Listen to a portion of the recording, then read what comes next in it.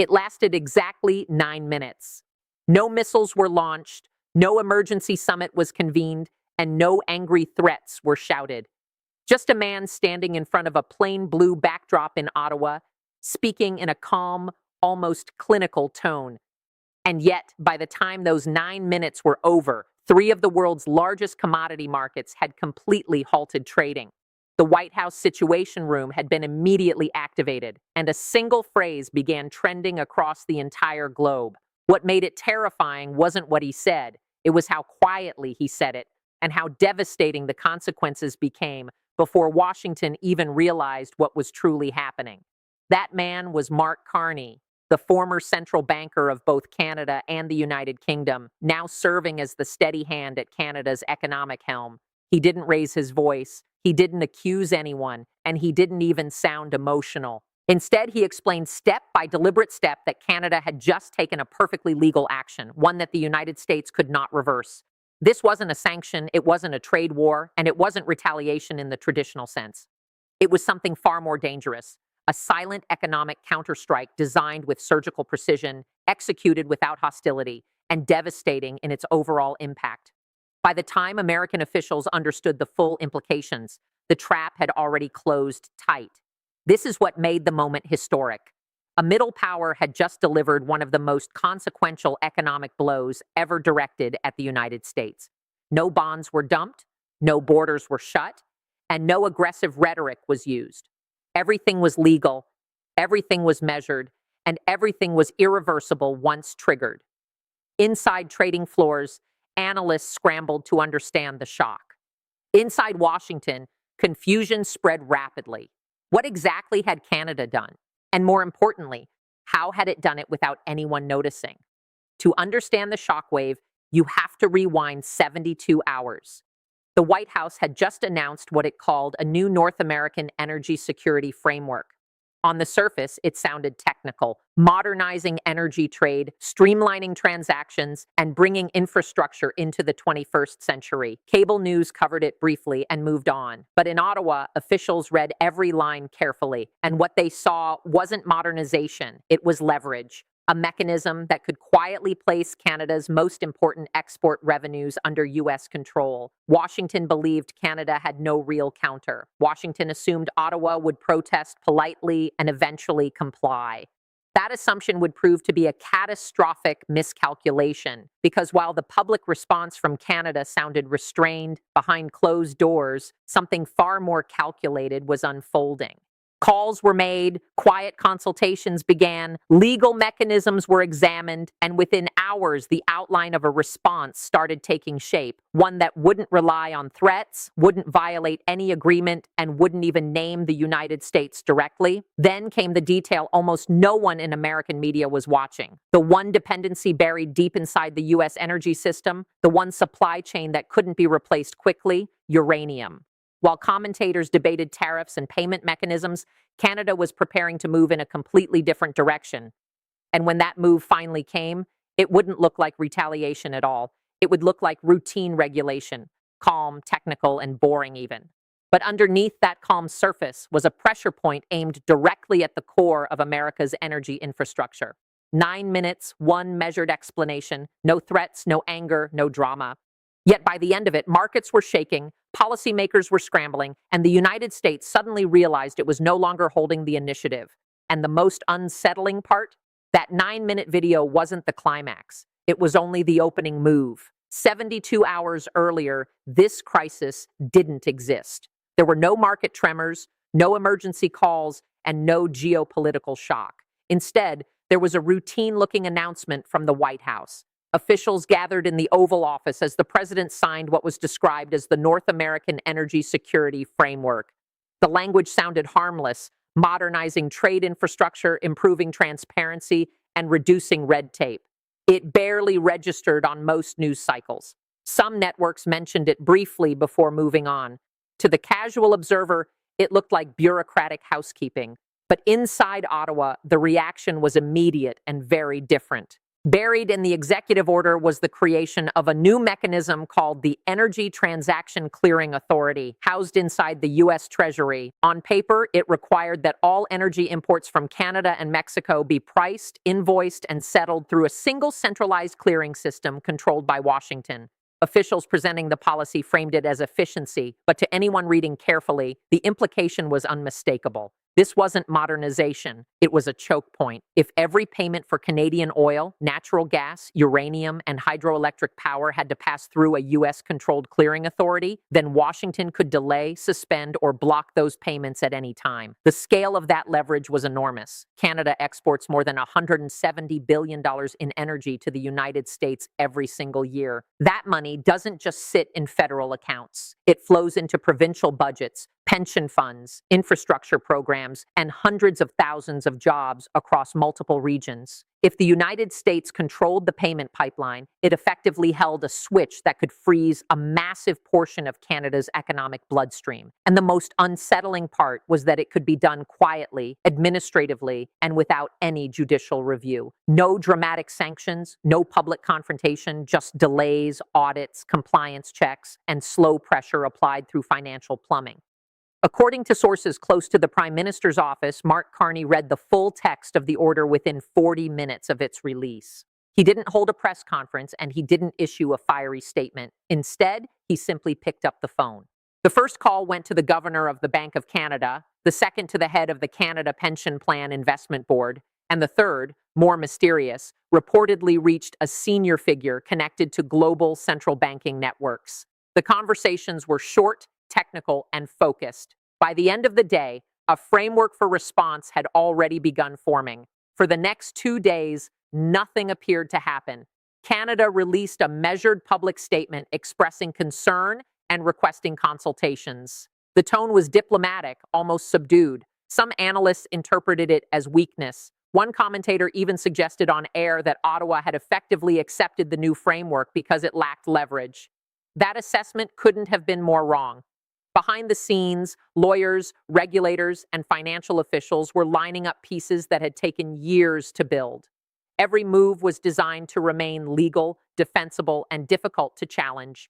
No sanctions, no retaliation language, just sovereign regulatory authority. What Washington didn't realize was that Canada wasn't preparing to argue. It was preparing to demonstrate. The response wouldn't target the clearing authority directly. It would expose the vulnerability behind it. Instead of fighting over payment infrastructure, Canada would move where the United States was structurally dependent. And that dependency wasn't oil, it wasn't gas, it was something far less visible, but far more sensitive. A supply chain that powered a fifth of American electricity and couldn't be replaced quickly. While analysts debated paperwork, Canada was quietly positioning itself to pull a lever that few in Washington had even considered.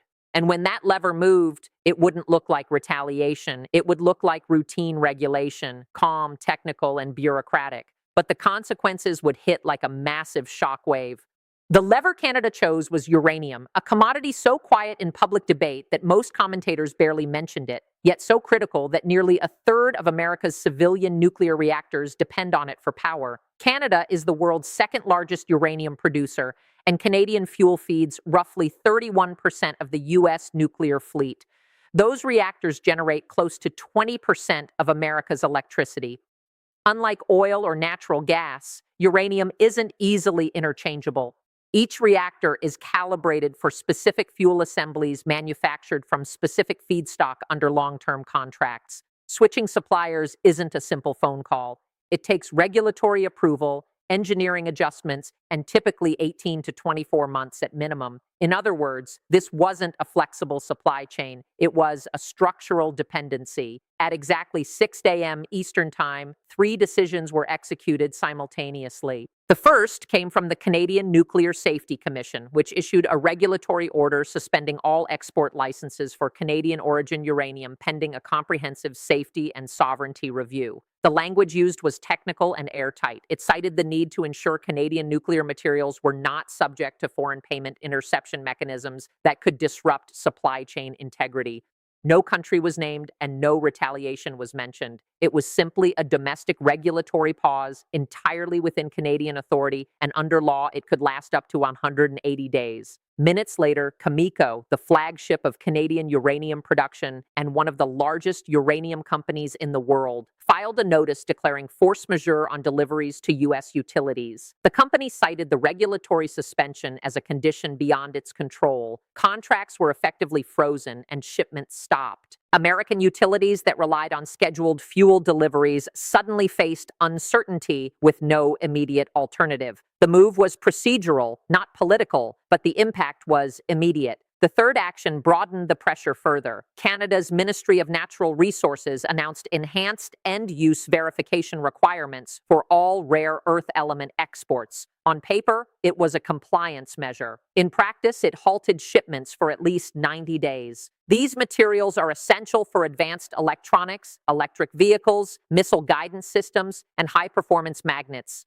The United States had spent years building a Canadian rare earth supply chain specifically to reduce reliance on China. Now, in a single morning, that fallback option was effectively paused. None of these actions were sanctions, none violated trade agreements, and none targeted the United States by name. Each one was a sovereign regulatory decision taken inside Canada's legal framework. But together, they formed a precisely calibrated economic strike aimed at two of the most sensitive supply chains in the United States: nuclear energy and advanced manufacturing. It was the kind of move that couldn't be challenged in court, couldn't be reversed by executive order, and couldn't be solved overnight. Then at 9:41 a.m., Mark Carney appeared on camera, alone at a podium, no notes, no dramatic backdrop, just a single maple leaf behind him. He began by calmly describing the U.S. Energy Clearing Authority, reading key passages, and explaining how it affected Canadian sovereignty. His tone was measured, almost academic. He paused briefly, looked into the camera, and said that no sovereign nation could accept external control over payment for its natural resources. Canada, he added, would act to ensure supply chain integrity. He then outlined the regulatory reviews announced that morning, emphasizing safety, compliance, and responsibility. The language sounded routine, but then came the line that sent executives across America reaching for their phones. Canada, he said, remains prepared to be a reliable partner to nations that treat us as sovereign equals. Reviews would be expedited for partners engaging on that basis. He stressed the word all. The message was unmistakable. Canada wasn't shutting down uranium exports permanently. It was redirecting them. France, Japan, South Korea, the United Kingdom, and India. Every country with a nuclear fleet suddenly saw opportunity. Guaranteed Canadian supply, long-term contracts, potentially denominated in euros, yen, won, or pounds. The United States, meanwhile, faced uncertainty. Without raising his voice, Carney had transformed a regulatory pause into a global auction, and the world understood immediately. The market reaction was immediate and violent. Within 90 minutes of Carney's statement, uranium spot prices surged 41%, the largest single-day move in the history of the market. Trading desks scrambled to find liquidity that simply wasn't there. Cameco shares in Toronto spiked so rapidly that trading was halted after a 27% jump. Meanwhile, across the border, American utility companies began sliding. The three largest publicly traded nuclear operators in the United States lost a combined $48 billion in market value before midday. And that was just the beginning. Rare earth markets followed. Neodymium, essential for advanced military systems and electric vehicle motors, jumped 34%. Dysprosium, critical for high-temperature magnets used in fighter jets and missile guidance systems, surged 51%. Procurement managers inside U.S. defense contractors started recalculating timelines in real time. Supply chains that had taken years to stabilize were suddenly uncertain again. What looked like a regulatory review in Ottawa was being felt as a strategic shock in Washington. But the real tremor wasn't in commodities. It hit the bond market. Within 2 hours of the announcement, the yield on the 10-year U.S. Treasury note climbed 47 basis points. For what is considered the safest asset in the world, that kind of move is enormous, and Canada hadn't sold a single Treasury bond. The shift was driven by something far more dangerous: fear. If Washington was willing to centralize payment control over Canadian energy, then dollar-denominated assets suddenly looked less neutral. Investors began asking a quiet but unsettling question: What happens if financial infrastructure itself becomes a geopolitical tool? Central banks didn't panic publicly, but they moved. According to sources familiar with reserve management activity, multiple institutions placed orders that morning to modestly reduce Treasury allocations and increase exposure to euro-denominated bonds and physical gold. Individually, the adjustments were small. Collectively, they signaled a change in perception. Gold pushed to a new record. The Swiss franc strengthened. The euro gained ground against the dollar for the first time in weeks. Retail investors followed the headlines, driving flows into alternative assets. The shift wasn't dramatic, but it was unmistakable. The White House responded at 12:15 p.m., and the tone revealed the depth of the miscalculation. A statement accused Canada of retaliation disguised as safety reviews and warned that the United States was considering expanding the clearing authority's jurisdiction to cover all Canadian imports. It described Carney as a former banker playing politics with critical resources and expressed confidence that American innovation would replace Canadian supply within months. Energy analysts immediately challenged that claim. Replacing Canadian uranium wouldn't take months, it would take years. The United States currently operates only one active uranium mill. Domestic production covers less than 10% of reactor fuel requirements. Alternative suppliers, primarily Kazakhstan and Australia, are already tied up in long-term contracts and operating near capacity. Even under optimistic assumptions, redirecting supply chains would require regulatory approvals, engineering adjustments, and time the U.S. grid doesn't have. The rare earth situation was even more complicated. Canada had been cultivated specifically as a non-Chinese source. With that channel paused, procurement planners faced renewed vulnerability. By early afternoon, the Pentagon weighed in. A Department of Defense spokesperson issued an unusual public statement noting that disruptions to uranium and rare earth supply chains posed significant national security concerns and urging a diplomatic resolution. It was a rare moment where defense officials publicly signaled urgency while political messaging remained dismissive. On Capitol Hill, reactions split quickly. Senators from states heavily dependent on nuclear energy began pressing for briefings. Members of defense committees demanded assessments of rare earth exposure. The coalition that had supported the original clearing authority started to fracture. Then, late in the afternoon, the situation escalated beyond a bilateral dispute. A coordinated statement from European officials expressed concern about the use of payment infrastructure as leverage against allied nations. It announced acceleration of alternative settlement systems and invited participation from partners. Within hours, similar signals emerged from other allied capitals. None framed the move as opposition to the United States. They described it as risk management, but the implication was clear. What began as a technical order had triggered a broader reassessment of financial dependence. Without selling bonds, without issuing threats, Canada had introduced doubt, and in global finance, doubt spreads quickly.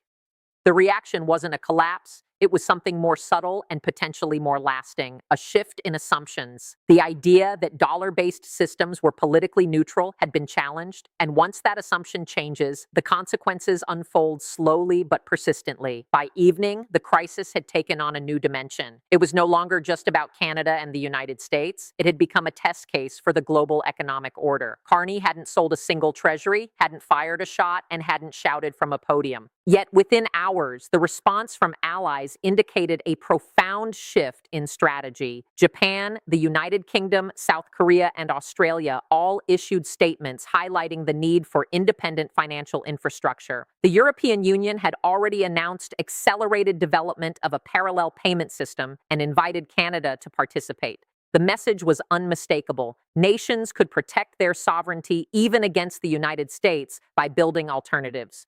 Three scenarios now dominate strategic discussions. In the first, Washington recognizes the scale of its miscalculation and withdraws the clearing authority. Canada lifts regulatory reviews. Uranium flows resume. The immediate crisis passes, but the precedent remains. Canada has demonstrated the ability and willingness to use resource leverage against a superpower. Global central banks continue quietly diversifying away from dollar assets.